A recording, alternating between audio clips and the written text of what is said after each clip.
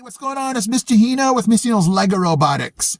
Today's video, I want to show you how you in your classroom or at home or wherever you are can have a robot that's like a factory or restaurant robot where it can follow a line, but if you're thinking about safety, it can stop if it senses something and then continue to go on its way. So if you want to see that, stay with me. Hino, Lego Robotics. So if you want the building instructions for the robot I'm using in this video, please go to the link in the description or wait till the end. I will send you a link to that. I will throw down the program for this. And if you want to see section by section how I did this, also hit the description. I will show you that video. But today the topic is mainly how do I get my robot to line follow but then be able to stop if it sees something using your distance sensor.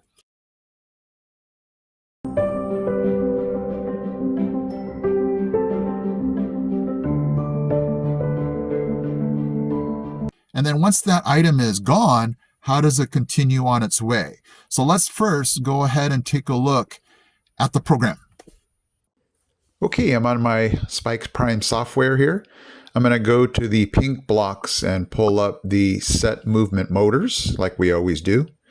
Then I'm going to go to control and we are going to look for the forever block because we want this to go on and on.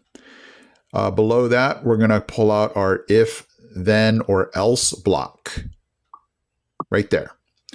Okay, now we're going to go to our sensors and we're going to pull up our sensor block for color. Our blue tape is blue, so I'm going to change this to blue. Make sure you have this in the right port. Now, if you go down to the very bottom, we're going to click extensions. Make sure your more movement pink block is check marked. And we are then going to X out of this. Then we are going to go down to the very bottom on the left side through all of your options to more movements that should be pink. And there's only 3 options. We're going to set the movement motors here, that one that says 50-50. We're going to change that to 40-20. And then we're going to bring another one down and just do the opposite. We're going to do 20-40. Then we're going to go back to our control so that we can utilize our other sensor. So we're going to use just our if-then block.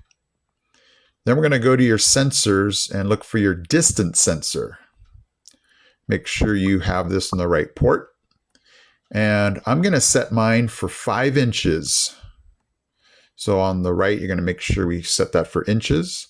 And then lastly, we're going to go back to your pink blocks, our motor blocks, and we're going to just have it stop moving. And because it's on a forever loop, it'll just keep going. So if it sees something, it will stop. And then once that object is gone, it'll keep going. So let's go ahead and take this into my classroom and you can see how this works.